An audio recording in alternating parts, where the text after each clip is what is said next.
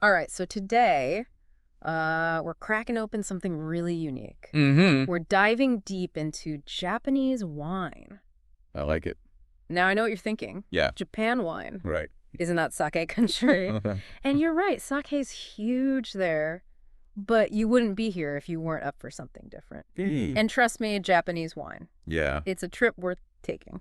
What I think is so cool is that Japan's just got this meticulous approach, Yeah. you know, to everything, like their technology, their food, Oh, yeah. and it totally extends to their winemaking too. Absolutely. It's like this awesome blend of like their traditions, but then also this crazy innovation. Yeah. Which we see everywhere in Japanese culture. Yeah.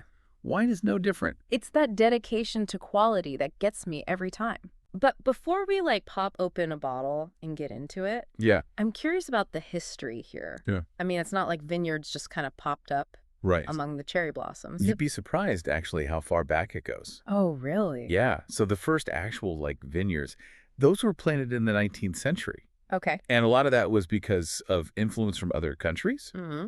But Japan's relationship with winemaking, in general, goes back way further. Wow. We're talking archaeological evidence suggests that they might have been cultivating grapes Get out. way back in the 8th century. No kidding. Maybe even tied to Buddhist practices and stuff. Wow. Okay, so there's a whole nother layer to this. Yeah, I had no idea. Yeah. But, I mean, trying to establish vineyards in Japan, that just sounds difficult. I imagine it was a huge challenge. Oh, absolutely.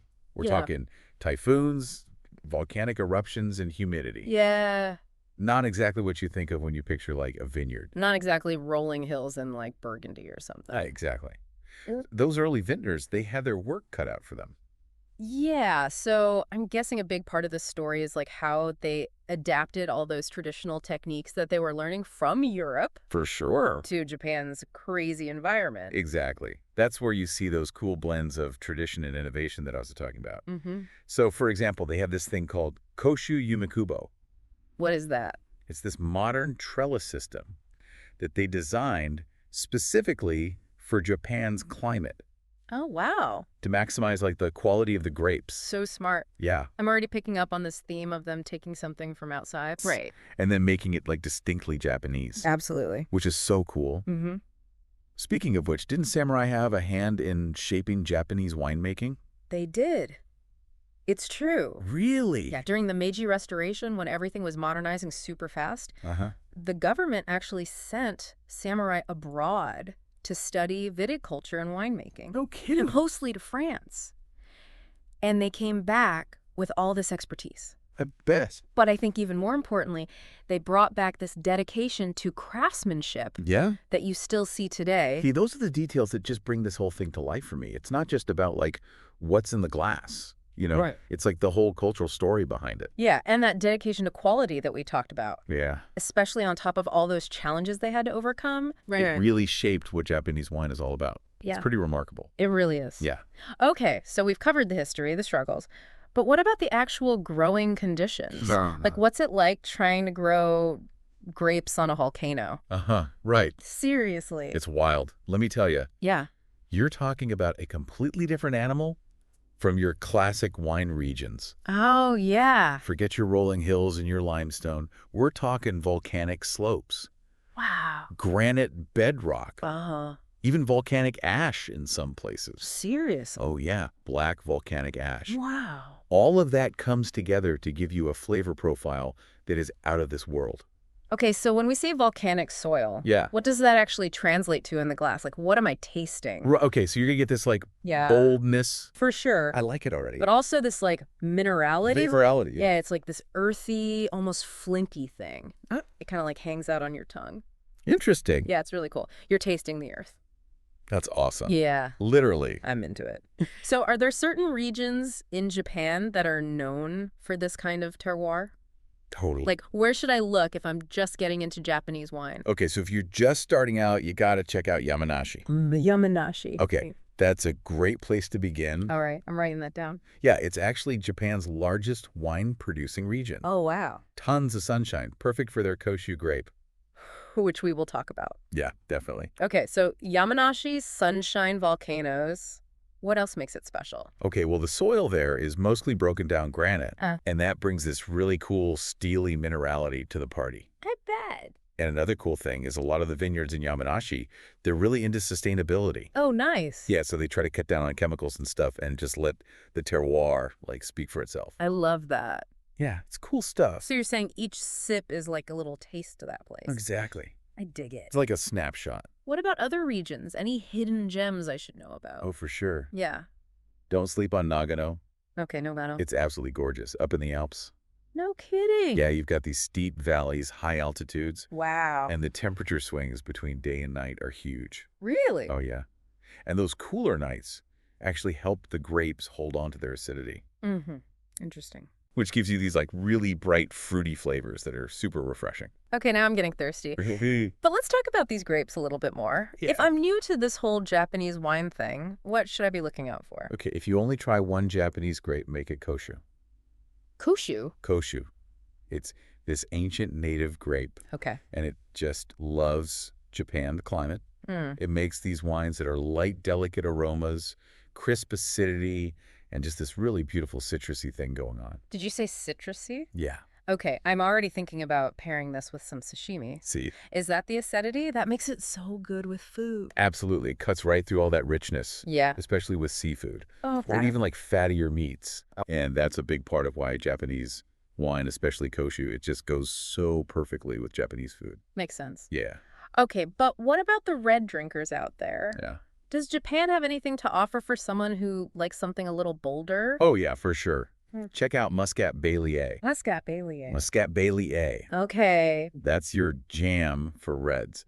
Aw. It's a hybrid grape actually created in Japan. Oh, wow. And it's known for making these super juicy, fruit-forward wines. I like the sound of that. Yeah, they've got this nice sweetness and these hints of like strawberry and plum. Oh. Yeah, so good. Muscat Bailey, a hybrid grape.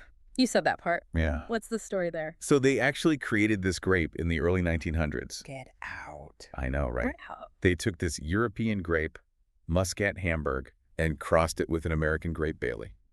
Interesting. Yeah, they needed something that could how in there with Japan's crazy climate, Yeah. but also make really high-quality wine. It's that Japanese ingenuity again. All right. Like adapting, innovating, just making something awesome. Totally. And that's what makes exploring Japanese wine so much fun. Yeah. It's like this journey. You're always discovering something new. I like it. This cool blend of tradition and modern stuff that just keeps evolving. I'm sold. I need to get my hands on some of this stuff. Yes. You've got me thinking about all these pairings now, though. Yeah. But let's get specific. Okay, so we've talked about the history, the terroir, the grapes themselves. But you know me. I'm always thinking about the food. Of course. So how do I actually drink this stuff? Well, you already hit the nail on the head with Japanese food. Yeah. The cool thing about these wines is how they just like elevate those flavors we already love. Right. It's like they complete the picture, you know? I love that completing the picture. Right. Okay, but say I've got friends coming over. I want to really impress them. Yeah. Give me the pairing secrets. All right, let's talk koshu first. Okay. You mentioned sashimi earlier. I did. And that's a classic pairing for a reason. Yeah. That crispness in the wine cuts through the richness of the fish. Okay. And those citrus notes, they actually bring out the umami. So it's like they work together. Exactly. Yeah. It's all about harmony, not just like matching wine to whatever you're eating. I like it. I'm picking up what you're putting down. Now, for something like tempura with that crispy batter, Mm-hmm. you could go with a koshu that's a little more full-bodied, maybe even one that's seen a bit of oak. Oak with Japanese wine. That's interesting. Yeah. It'll stand up to those fried flavors, but it won't overpower anything. Okay. It's all about balance. Right. What about the reds? Where does the Muscat Bailey come in? Ooh, this is the fun part. Okay. So it loves grilled stuff like yakitori, Makes sense. but don't be afraid to try it with some of those richer noodle dishes. Wait, really? Red wine and noodles? Trust me on this one. Okay. Think about a bowl of ramen with a nice, flavorful broth. Yeah. That little touch of sweetness in the Muscat Bailey it actually works with those savory notes. Huh. I never would have thought of that. It's all about balance, remember? Balance. Got it. Exactly. Okay, this is all going straight into my notebook. I'm glad to hear it. Now, you mentioned cheese before. Oh, yeah. I need to know more about this. What kind of cheeses are we talking? So koshu especially loves those creamy, bloomy rind cheeses. Like what? Brie Camembert. that kind of thing. Interesting. The acidity cuts through the richness, and the fruit notes in the wine just play so nicely with those flavors. Okay, my mind is blown. I need to rethink everything I thought I knew about pairings. That's the beauty of Japanese wine. Right. It makes you challenge all your assumptions and just dive in and try new things. I'm so down for that. It's a whole new world of flavor waiting to be discovered. So true. So as we wrap up our deep dive into Japanese wine, Yeah. what's the one thing you want our listeners to walk away with? You know, Japanese wine isn't just about how it tastes. Okay. It's about the whole experience.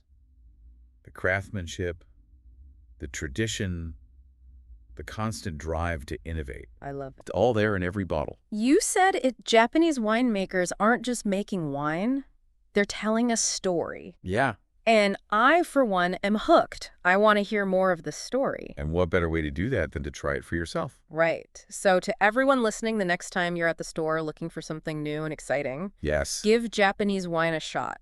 You might just discover your new obsession. Cheers to that. Cheers.